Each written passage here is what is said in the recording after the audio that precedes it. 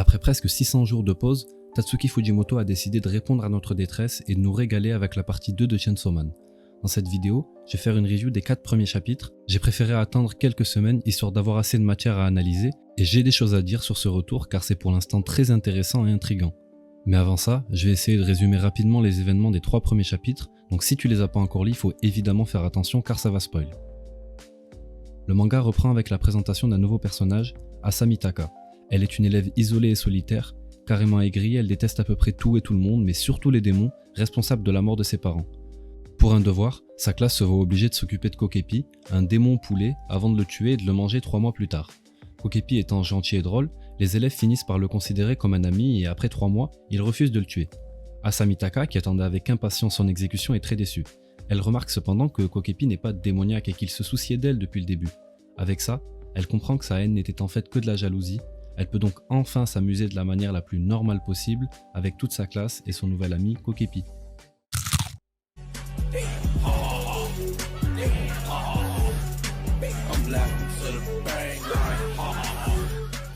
Après ce malheureux événement, Asa Mitaka est plus rejetée que jamais, mais le pire arrive. À cause d'une jalousie amoureuse, elle se fait tuer par la déléguée de sa classe qui avait contracté avec un démon. Lors de son dernier souffle, Asa se voit proposer un contrat avec le démon guerre. La vie sauve en échange de son corps. Ce démon, après s'être occupé de la déléguée de la façon la plus violente possible, se dirige maintenant vers sa nouvelle cible, Chainsaw Man. Asa Mitaka, qui cohabite dans son corps avec le démon guerre, se voit forcée à rechercher Chainsaw Man, qui serait, il paraît, inscrit dans le même lycée qu'elle. Elle fait donc la rencontre de Yoshida et de Yuko, avec qui elle rejoindra le club des Devil Hunters, afin de découvrir secrètement l'identité de Chainsaw Man. Yoshida est toujours aussi nonchalant que d'habitude, mais Yuko, elle, a l'air de se soucier d'Asa. Elle ira même jusqu'à l'aider lorsque cette dernière se fera harceler par ses camarades de classe. Les jours suivants, Asa et Yuko se baladeront en ville à la recherche d'un démon à chasser. Au détour d'une ruelle, ils tomberont nez à nez avec notre vieil ami, le démon chauve-souris. Voilà pour le résumé. Je suis allé très vite, surtout pour les derniers chapitres. J'ai remarqué 3 points intéressants sur ces débuts de la partie 2 et je vais donc vous en parler et vous donner mon avis sur cette reprise tant attendue. Fujimoto nous avait prévenu qu'il ferait quelque chose de différent avec la partie 2 et il n'a pas menti. Ce début de partie est pour l'instant très intéressant. D'abord, mis à part le chapitre 1 qui est très Chainsaw Man dans la forme, le rythme est assez lent pour l'instant. Fujimoto prend son temps pour nous introduire les nouveaux personnages. On passe énormément de temps dans les pensées d'Asa Mitaka. La composition et la mise en scène font en sorte que les actions soient lentes et détaillées. J'apprécie beaucoup ce changement car il correspond très bien avec le contexte présenté jusqu'ici. En parlant de mise en scène, même s'il était déjà au top niveau dans la partie 1, je remarque clairement un step-up au niveau du découpage. On sent que la pause lui a fait du bien et je ressens clairement l'influence technique de ses one-shots sur ses chapitres. Je vois aussi une ressemblance au niveau des thèmes abordés. Fujimoto avait évidemment déjà parlé de ça avant Look Back et Goodbye Eri, mais on voit qu'il aborde des thèmes beaucoup plus terre à terre que dans la partie 1. En effet, le contexte du lycée lui permet de traiter d'harcèlement, de dépression, de traumatisme, de pression de groupe. On voit le monde à travers le prisme d'Asa Mitaka, une lycéenne en proie à tous ses problèmes. J'ai hâte de voir comment le contexte du lycée sera traité par la suite. J'ai aucun doute sur le fait que Fujimoto va continuer à nous surprendre, car c'est l'une des choses qu'il fait le mieux dans Chainsaw Man. Car oui, malgré les différences, on est toujours sur des codes Chainsaw Man. Que ce soit au niveau de l'humour ou de la violence accrue, il y a finalement des choses qui ne changent pas. Asa Mitaka est une élève en proie à de nombreux problèmes qui sont malheureusement très courants pour des personnes de son âge.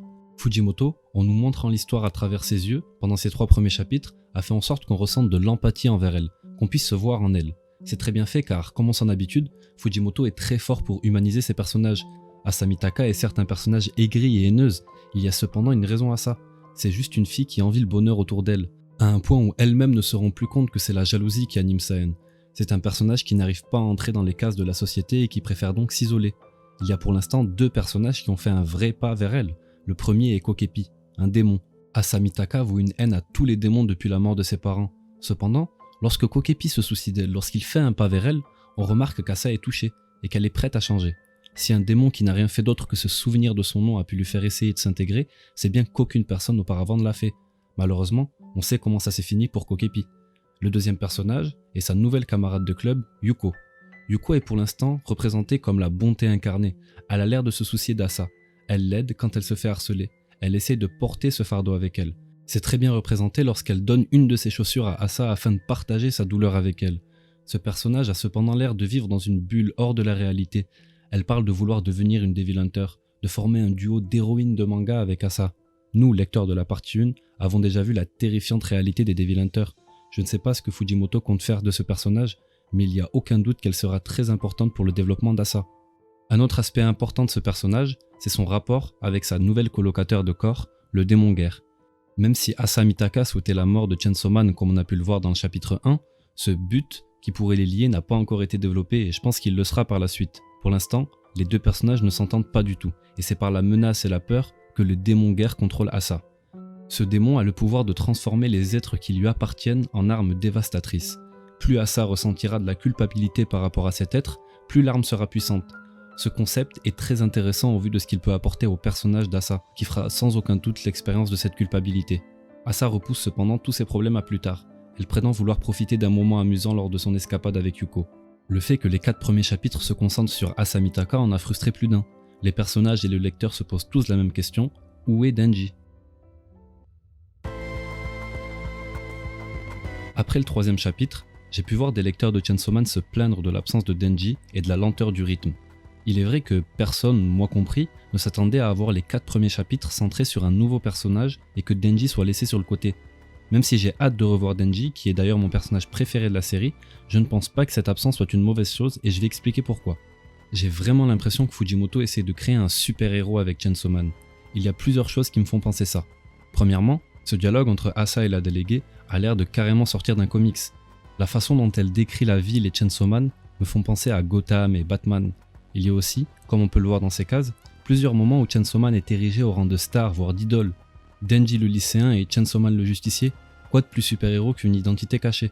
Cette idée d'être de l'autre côté, de suivre quelqu'un qui veut du mal à Denji, qui cherche à découvrir son identité est brillant. Il n'y a aucun doute sur le fait qu'on verra Denji, mais l'attente ne rendront son retour que plus satisfaisant. N'oubliez pas que la partie 1 faisait presque 100 chapitres. Si la partie 2 est aussi longue que ça, on aura largement le temps de revoir Denji. Pour conclure sur ce début, je dirais que je suis plus hype que jamais. J'ai vraiment aucune idée de la future tournure des événements, classique Fujimoto quoi. Chainsaw Man a repris, j'ai encore du mal à y croire. L'attente fut très longue mais c'est la réalité. On va se régaler chaque semaine pendant un bon petit moment avec la partie 2. J'aurais voulu faire une vidéo sur mes attentes par rapport à la reprise mais j'ai malheureusement eu pas mal d'empêchements. Mais là je vais essayer de reprendre sur un bon rythme de vidéo avec des reviews de chapitres, des analyses et peut-être des théories, qui sait.